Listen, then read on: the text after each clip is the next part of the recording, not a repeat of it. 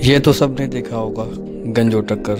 तो कहानी यहाँ से शुरू होती है। असल कहानी गंजो टक्कर की नहीं है। असल स्टोरी पे जाने से पहले आप लोगों को बताना चाहूँगा मैं, गंजो टक्कर पे मैंने बहुत सारे एपिसोड बनाए, आप लोगों ने शायद देखे नहीं। अगर कोई देख ले तो ज़रूर सब्सक्राइब और लाइक करें। ओके, चलें तो अपनी असल कहानी की तरफ। असल कहानी का मकसद ये था कि मेरा दिल, मेरी रूह, मेरी ख्वाहिश यहाँ पे थी और मैं कहीं और था। तो आइए मैं आपको बताऊं कि मैं कहाँ था।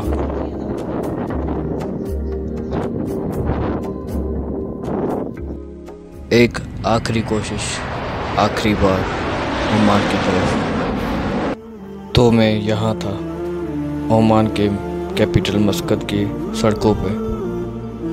अब आपको समझ में आ रहा होगा, मेरा दिल, दिमाग, रूह, मोहब्बत, ख्वाहिशें सब पाकिस्तान अपने बच्चों के पास थी।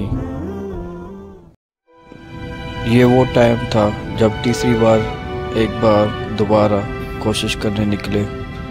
2025 जनवरी 20 मैं मस्कत के एयरपोर्ट पे लैंड कर चुका हूँ। जा रहा हूँ अगली मंजिल की तरफ।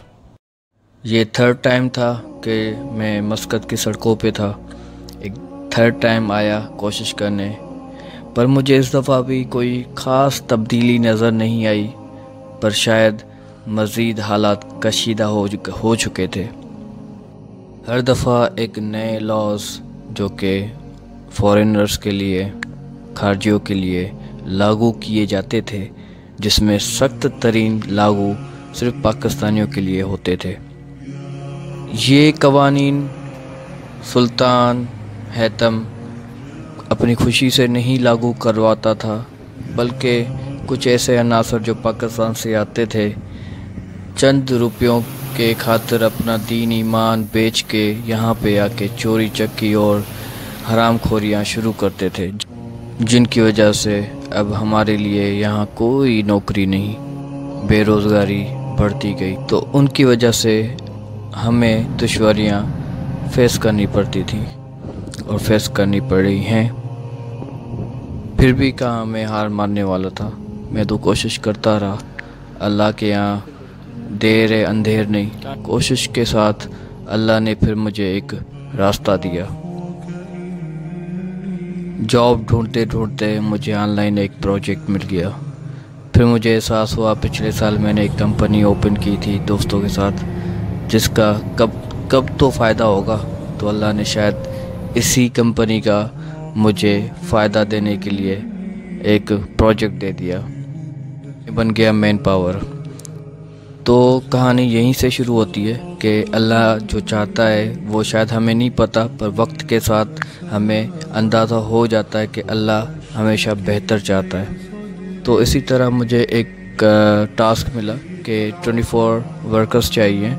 तो मैंने देखा पाकिस्तानी वर्कर्स जॉब के लिए, जो पाकिस्तानी इधर बैठे हुए हैं काफ़ी अरसे से, जिनको जॉब्स नहीं मिली और फारिग बैठे हुए हैं, अपने घरों से खर्चे मंगवा रहे हैं। तो फिर मैंने उनको शॉर्ट टर्म जॉब 21 डेज़ की ऑफ़र की और उन्होंने फिल फॉर जो है एक्सेप्ट की और मैंने उनको इन मॉल्स में जॉब दिलवाई।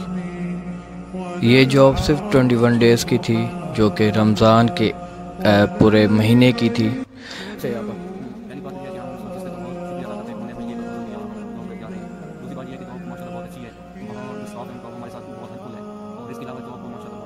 अगर आपको इस शॉर्ट टर्म जॉब के बाद दोबारा आपको अगर ऑफर आए कंपनी की तरफ से, तो आप क्या ख्वाहिश करते हैं?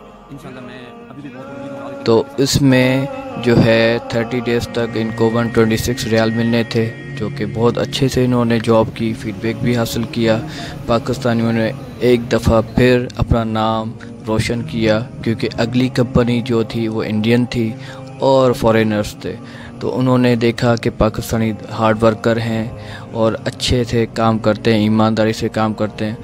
काफ़ी लड़के 6 महीने से फारिग बैठे थे, जिनको सैलरीज मिली 30 को, तो वो बड़े खुश हुए। कोई लड़के पाकिस्तान चले गए तो कोई आगे मूव कर चुके थे किसी और नौकरी पे।